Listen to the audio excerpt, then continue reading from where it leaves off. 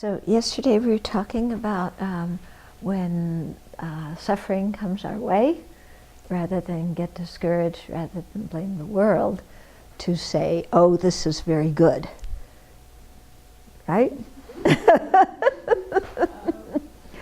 And, you know, when we do that, it completely takes the sting out of things, you know. And one way to say it's very good is by seeing that it is a ripening of our own karma. So now that karma is getting exhausted.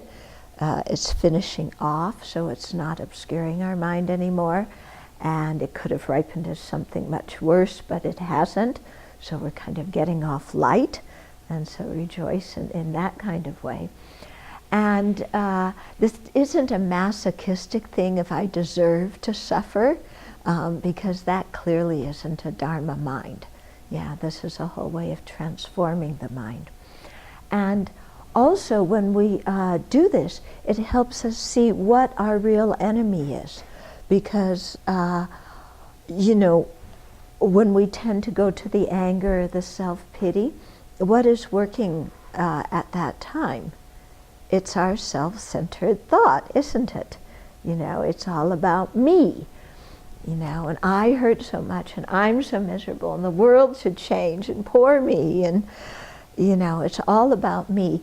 And this mind is completely the opposite of the kind of mind that we want to develop when we're practicing the Bodhisattva vehicle, which is a mind that recognizes the self-centeredness as our enemy. Okay? So when our enemy comes up, we should confront and avert it. Okay? Not indulge the enemy, invite him in, have a cup of tea, and let him make us miserable. Okay? But we should see the self-centered thought for what it is. And then, if you're miserable, say, oh, it's the self-centered thought that's hurting. I give my self-centered thought all this discomfort. I give all the blame to my self-centered thought, you know.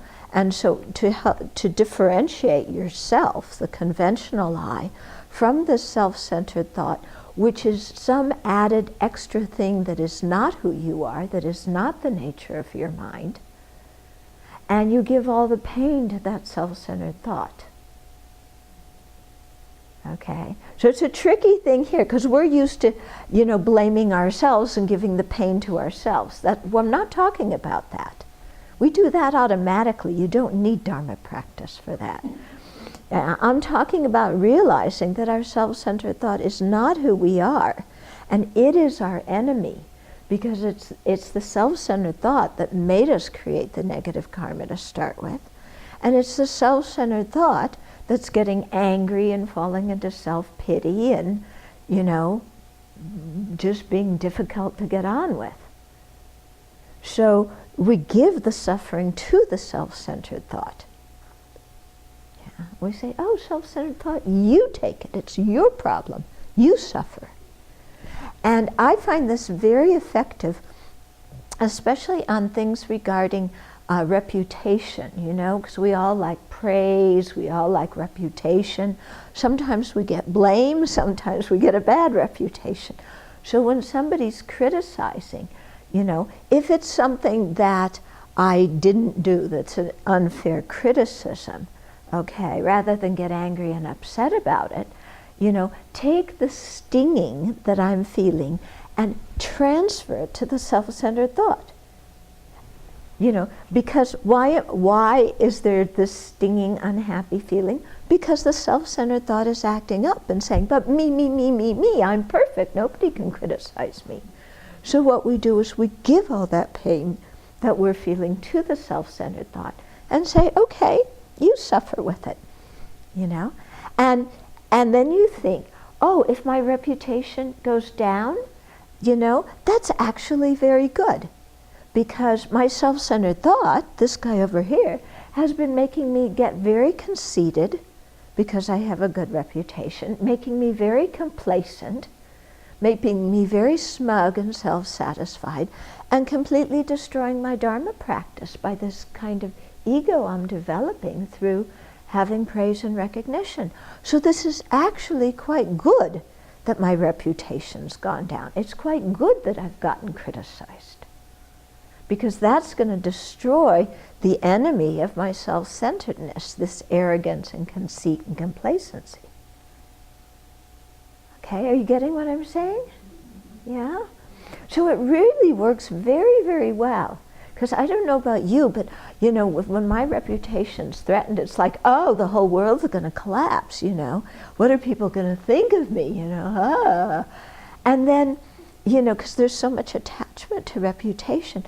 But as you always say, reputation is just other people's thoughts, you know. So it doesn't even have form. It's not really something that's so worthwhile, even though we get so attached to it.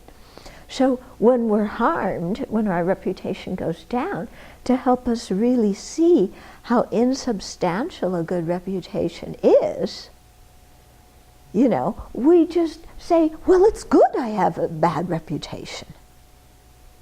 You know, it's very good, you know, because it makes my self-centered thoughts so happy. I mean, so miserable, you know, it makes my self-centered thought really miserable. And it's actually good for me because I derive benefit. I become more humble. I become better able to listen. I'm not so conceited. I'm easier for people to talk to. So it's actually very good that I get this criticism. So bring on more of it.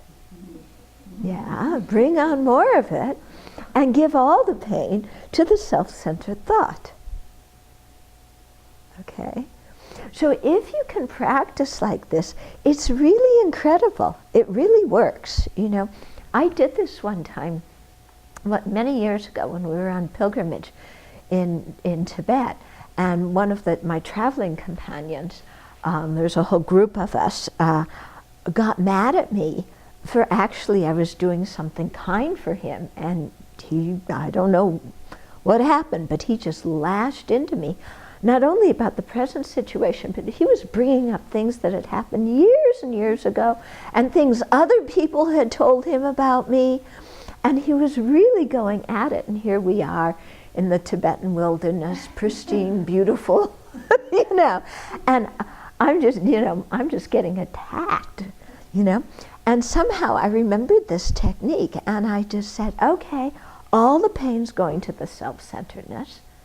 You know, so criticize me more because I just give the pain to my real enemy, the self-centeredness. And this will, you know, this is actually good for me. And so I really practiced that. And that evening, you know, when we got to camp, I was so astounded because my mind was really calm. You know, and normally I would just be so upset when somebody talked to me like that. But my mind was completely calm. You know, so I really saw that if you really practice that, it works. Yeah. Of course, the trick, of course, is to remember it. Yeah. Because at the time, you know, we're so push button that, you know, we get criticized or our reputation's threatened, and we just go ballistic. You know, the world's coming to an end. Okay. So you know, we should have a little thing, you know, like, you know how we have our emergency numbers, you know, in case of emergency, call here and here, and our insurance, health insurance card, you know, emergency techniques. You know, we should have a little slip of paper in our wallet with all the emergency techniques, you know, what to do when you're criticized, what to do when you're sick, you know, and pull it out.